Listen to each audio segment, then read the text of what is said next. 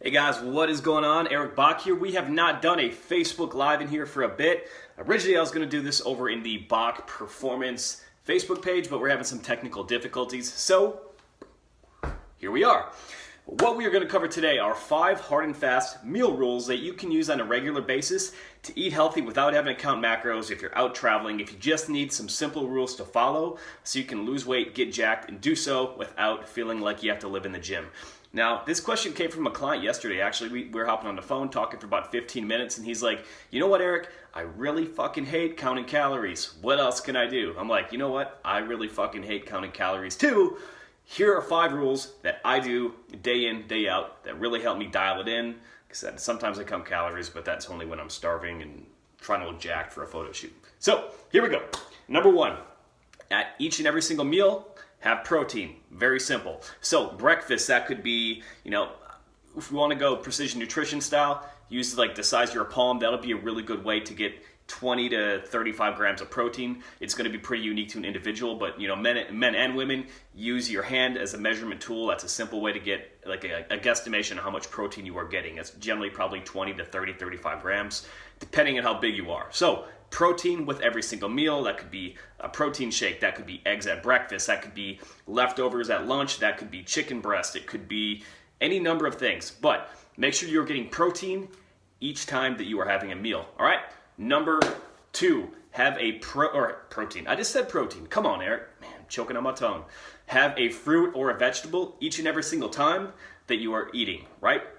So if you're going to have eggs in the morning, have a piece of fruit or have some sauteed veggies with it. If you're having a steak sandwich at lunch, awesome. Get a side salad, get something like that. At dinner, say if you're having chicken and some rice, awesome. Make sure that there's a vegetable. You need to take care of your internal health and get your micronutrients, vitamins and minerals, all that important stuff, and not just worry about the macros. The simplest way to do that, each and every single time that you eat, yes, even snacks, try to make sure you're getting a fruit and a vegetable as well as having a source of protein.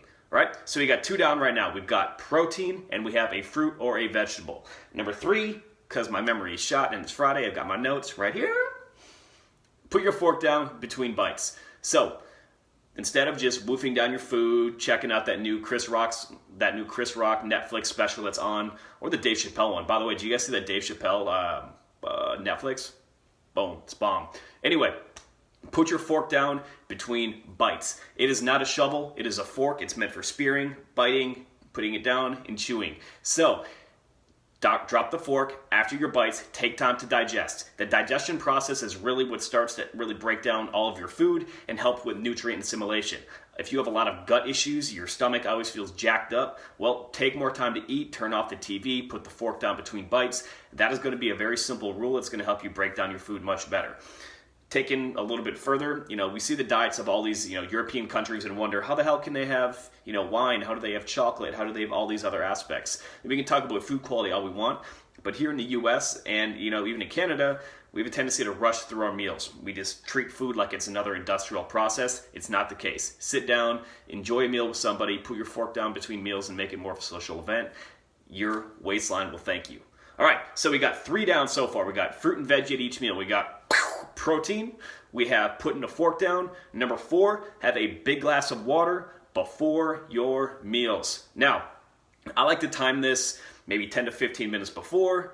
I don't have my water bottle over there, but generally I'll have a big glass of water, if not like an entire water bottle, simply for the reason that your body tends to fill up on volume before it doesn't fill up on calories, right? So as your stomach expands, that is going to provide more of a stretch and provide more feelings of fullness than just calories themselves. So that's why you can eat like an endless amount of Oreos.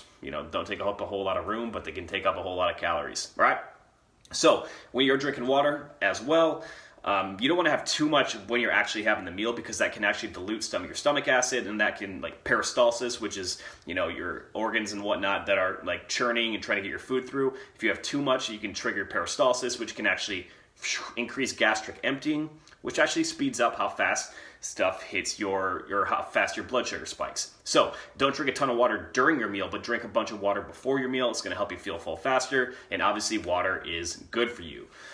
Woo! We got 4 down. We got drink water, eat protein, fruit and veggies. Put your fork down. Did I say that already? Whatever. Guys, how are we doing right now? Do we have any questions as we're going through? Ruby, what's going on? Ryan, what's going on, brother? Joseph? Guys, do me a favor. I've not done one of these in a little bit. I'm feeling a little bit rusty, so give me a like. Come on, give me a like. Give me some. Give me some. Give me some. Give me some. I had a lot of caffeine, so I'm pretty wired. Hey, Jenna, what's going on? One of my favorite all-time clients. All right. Number 5. Oh, man, I'm feeling the love now. Number 5, predetermine your meals. So what that means, oh, dog is excited now. When you predetermine your meals, make sure that you're focusing on eating at pre-select times. Don't just open up the kitchen and keep it going all day. So make sure you set it, boom, here's breakfast, boom, here's lunch, here's dinner. You know, it's fine to have a little bit of variability there, but you're going to run into issues if you leave the kitchen open all night long, continue to snack, watch Netflix, drink beer, whatever it is.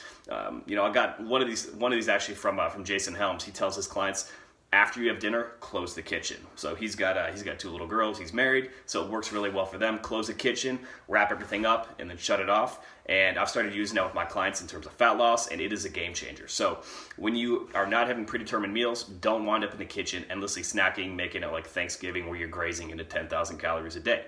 Instead, what you need to do, set some guidelines, stick to the guidelines, and that's going to help you keep those calories in line. All right?